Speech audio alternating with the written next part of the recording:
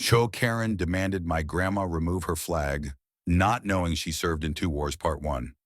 They say you never forget the first time someone disrespects your blood in public, but I didn't just remember it.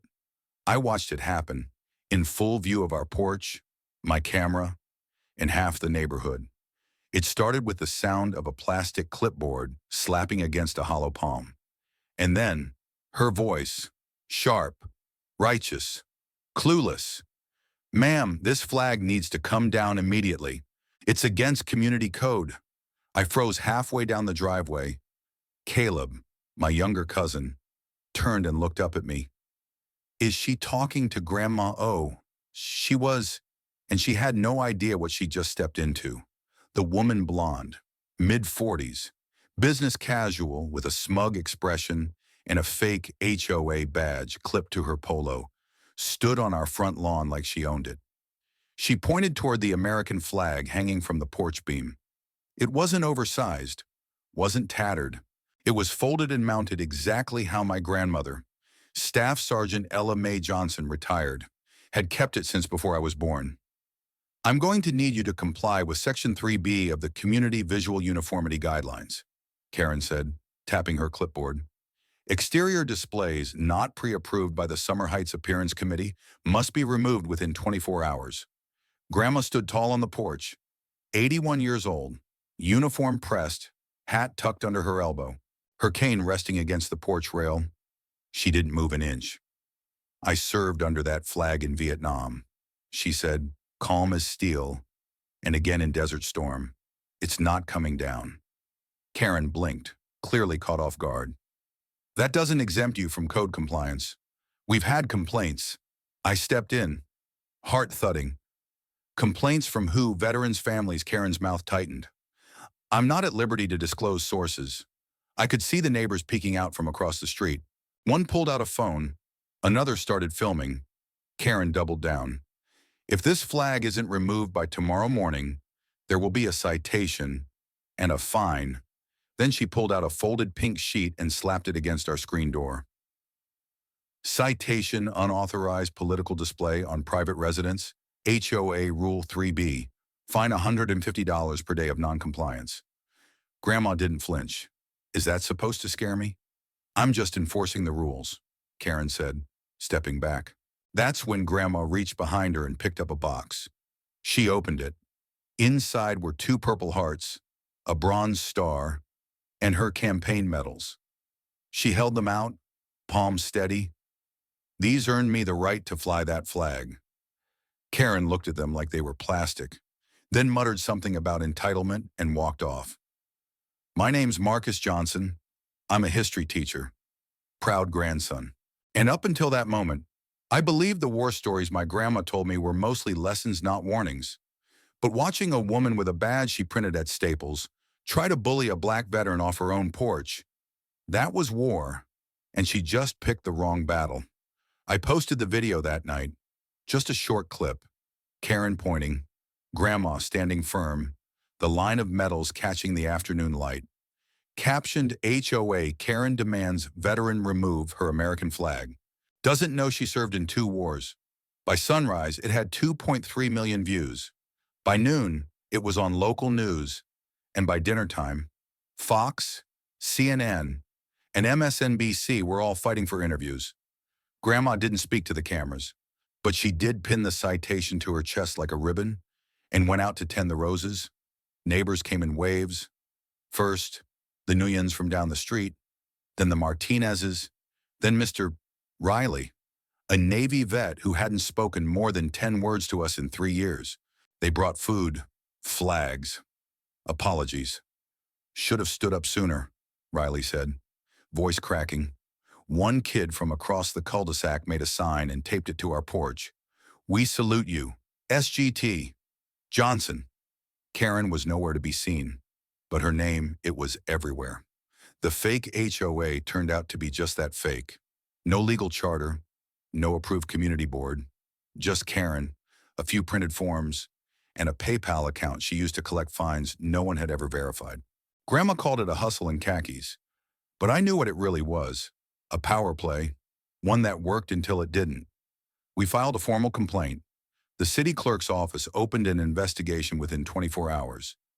Turns out we weren't the first. She'd fined Mr. Washington for unauthorized jazz music, tried to ban the Nguyens lanterns during Lunar New Year, told the Cruz family their Virgin Mary lawn statue was a cultural disruption, but Grandma She was the first one to say no and mean it.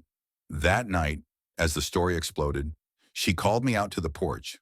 I sat beside her, watching the sky. "You think this changes anything?" I asked. She sipped her tea. "Not everything, but maybe just enough." I nodded. "Want me to take the flag in for the night?" She looked at me, then shook her head. "Let it fly," she said. "If they want to tear it down, they can do it in front of the whole world." And that was the start of everything. Not just a reckoning, a movement. Part 2. The morning after the video went viral, our porch became more than just a spot for rocking chairs and roses. It became a platform, not just for Grandma, but for every person who'd been fined, threatened, or shamed by someone hiding behind a clipboard. Karen didn't come back that day, but the fallout from her visit spread like wildfire. Local news crews set up across the street. People drove in from towns away just to stand on the sidewalk and shake Grandma's hand. Vets came in uniform. Firefighters showed up in full gear. A group of high school ROTC cadets marched down the street and saluted her from the driveway. She nodded to each one, quiet, firm, grateful. But she didn't speak until Ava Morales arrived. Ava, yes. That Ava Morales, the civil rights attorney who'd gone head-to-head with HOAs before and won landmark discrimination cases. She stood on our steps and introduced herself with respect. "Staff Sergeant Johnson, I'd be honored to represent you, not just for you, but for everyone like you who's been silenced." Grandma looked her dead in the eye. "I don't want silence anymore. I want them to hear me." We sat in the living room that night, the porch lights glowing outside, stacks of cards, flowers, and handmade thank you signs piled by the door. "Do you really want to fight this in court?" I asked. Grandma nodded. "They want us to fade. I say we light the damn sky." Ava filed the lawsuit the next morning. Staff Sergeant Ella Mae Johnson v. The Summer Heights HOA Committee, Karen D. Walker listed as respondent.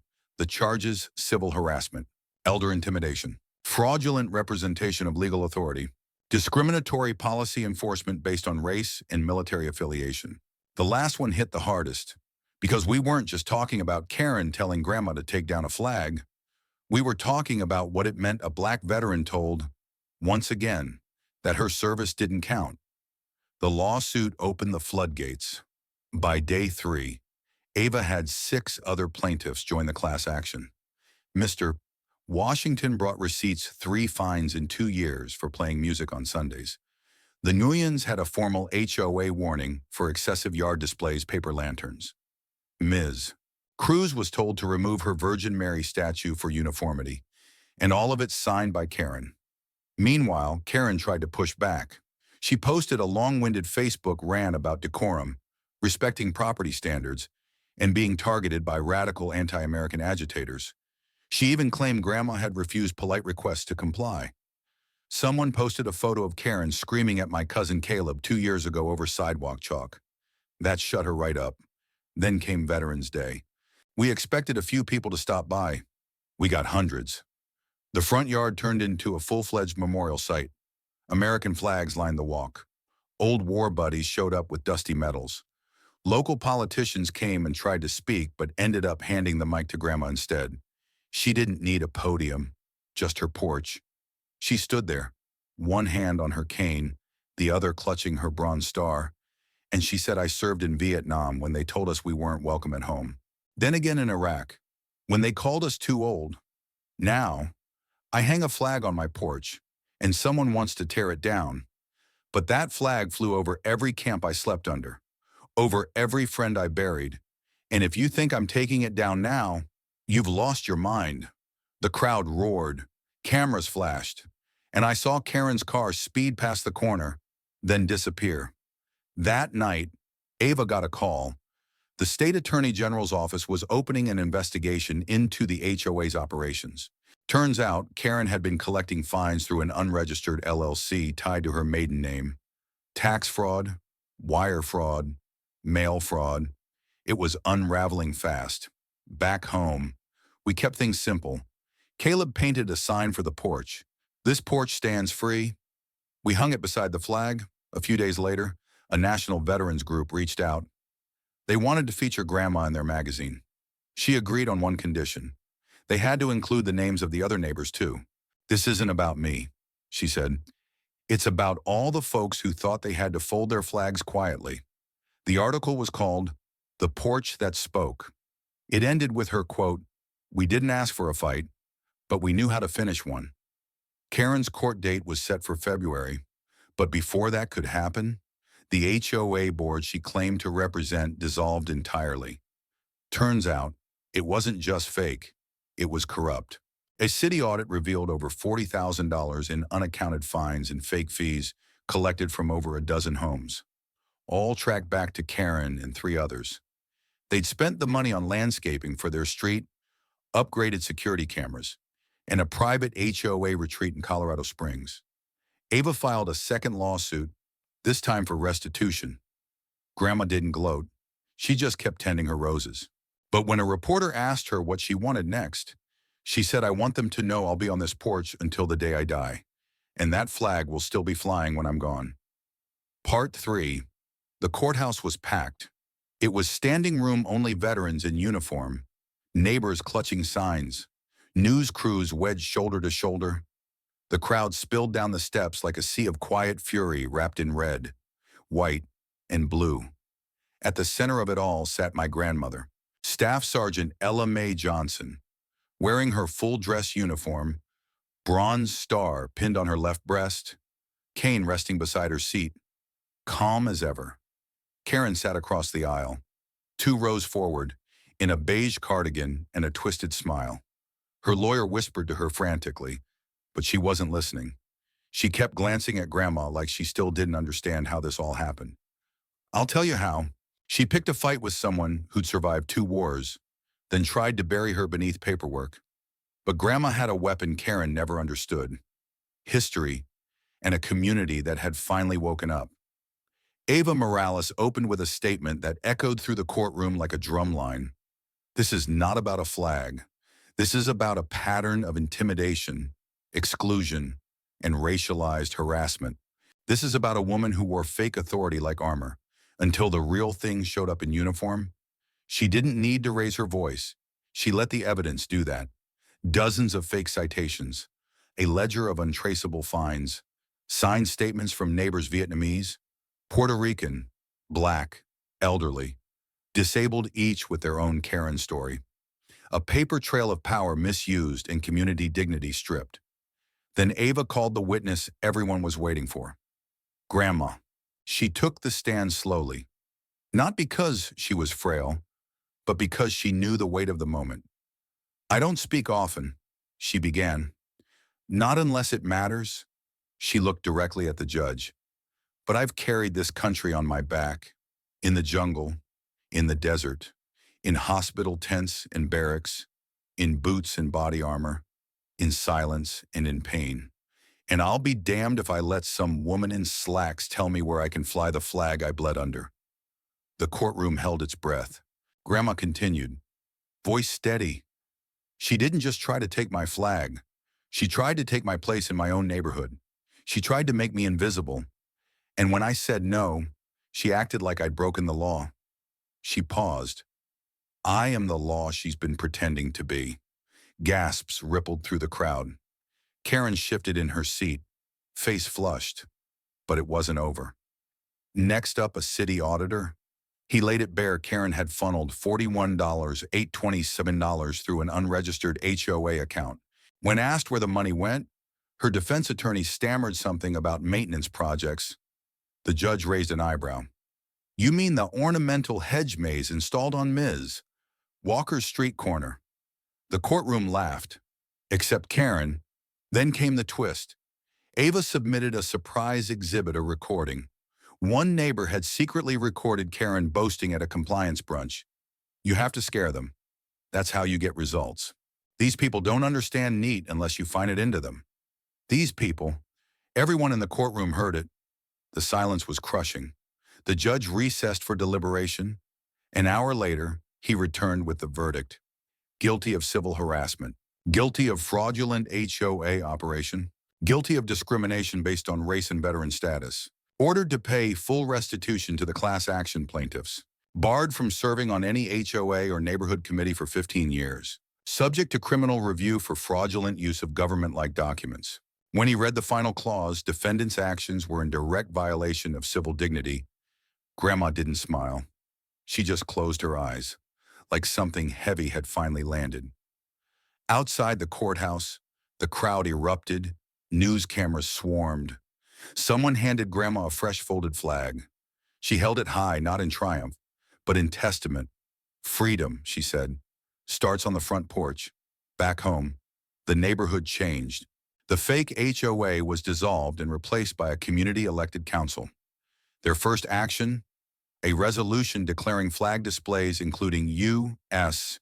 cultural and heritage symbols protected from interference unless they threaten safety. Their second action declaring April 14th, the day of the verdict, Ella Mae Johnson Day. Local schools added her story to the curriculum. Vets came to visit just to sit with her on the porch. A documentary crew arrived. Grandma declined the interview, but she let them film her, watering her roses beneath the flag. She said everything she needed to say, silently. Karen moved away 3 months later. No one said goodbye, but the lessons she left behind. We still talk about it, because people need to know paper authority can't beat earned honor. Caleb painted a mural on the clubhouse wall. It shows Grandma, standing strong, flag behind her, surrounded by smiling neighbors. At the top, in bold red paint, this porch doesn't back down. Part 4. There are stories that settle like dust, and then there are stories like Grandma's ones that plant themselves in the ground, take root, and grow into something too strong to tear down. It's been 9 months since the court ruled in her favor. Since Karen packed her things in silence and left the neighborhood without so much as a backward glance.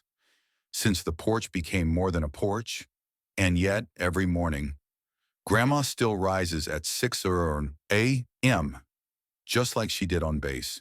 She folds the flag the same way she learned decades ago. Triangle tight, points sharp, hands steady. Then she raises it with her cane braced against the railing, her spine still proud, her chin still high. People stop to watch now. They don't interrupt. They salute. The community hasn't been the same since the trial, and that's the best thing that's ever happened to us. The Summer Heights HOA gone. Replaced with a Veterans and Families Civic Board, an elected, volunteer-run group made up of working parents, retirees, and yes, veterans. They don't fine you for mismatched paint or hand-woven garden flags anymore. They ask if you need help repainting. On Memorial Day, they hosted the first Porch of Honor March. It began and ended at our house. I watched as over 300 neighbors' kids in Scout uniforms, parents with babies, teens carrying folded flags walked block to block, saluting each porch that had a story. Some flew American flags. Others had POW banners. Some had just a pair of boots on the steps. When the parade reached our house, Grandma stood waiting. She wore her uniform. Every medal shined, but she held no speech. Instead, she raised the flag, turned to the crowd, and offered the sharpest salute I've ever seen. It was quiet for a full minute. Then applause shook the sky. 1 month later, the state legislature passed the Homefront Display Protection Act, drafted with help from Eva Morales and backed by veterans groups statewide. The law prohibits any HOA or housing board from restricting the display of national, state, or cultural heritage symbols unless they pose clear and documented safety risks. It passed 98-2. The governor called it Ella's Law. Grandma just nodded when she heard the news. About time, she said, then went back to pruning her roses. But the impact didn't stop there. The National American Legion featured her story in their annual report. PBS aired a special titled The Porch That Fought Back. Middle school students began writing essays about her during Veterans Week. One girl even mailed her a handwritten poem. You stood so we could sit. You fought so we could fly. You stayed so we'd remember why we raised the flag high. Grandma framed it. It sits beside the folded triangle from her first deployment. Then came the invitation. Washington, D.C., the Department of Defense wanted to honor her at their annual Defenders of Liberty ceremony. They offered first-class airfare, hotel, a private escort. Grandma refused the limo. I'll ride with my grandson. We drove the 7 hours. Just the two of us.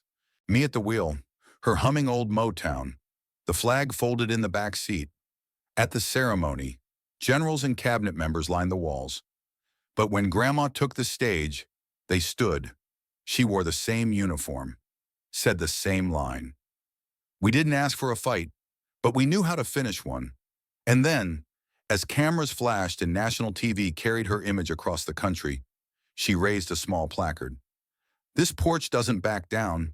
After the ceremony, a reporter asked what advice she had for younger generations. She didn't hesitate. Keep your porch clean, keep your boots ready, keep your neighbors close, and if someone tells you to lower your flag, raise it higher. Back home, I found myself doing things I never used to, helping the neighbors clean up storm debris, writing thank you cards to vets I'd never met, rereading Grandma's old deployment letters, understanding that a flag isn't just cloth. It's memory, it's sacrifice, it's voice. And in our case, it's justice that wouldn't lay down. Karen was never heard from again, but what she tried to erase now flies higher than ever. One summer evening, I was sitting on the steps, sipping iced tea, when Grandma came out and handed me a small box. Inside was a folded replica flag. "This is yours now," she said. "I'm not ready," I whispered. She smiled. Neither was I. But the porch always knows who's ready to stand. Caleb, now 12, walks the neighborhood with a clipboard not for complaints, but to collect stories. He asks every neighbor, "What would you hang on your porch if no one could stop you?" He's collected 57 answers. A prayer cloth, a pride banner, a flag from El Salvador, a photo of a son lost in Afghanistan. He's putting them together for a school project. It's called What Belongs on a Porch. I already know the answer. Everything brave. Some porches are just wood and paint, but others, their battlegrounds turned sanctuaries. Their platforms turned pulpits. Their quiet corners where dignity refused to be torn down. My grandma didn't win a war with fists or fire. She won it with steadiness, with truth, with the unshakable fact that she had earned her place and no one could take it. Not a fake citation, not a fraud in khakis, not the noise of those who never carried weight heavier than a clipboard. So the next time someone tells you to fold your flag, to hide your pride, to step down, remember the porch, and raise your flag higher. The end.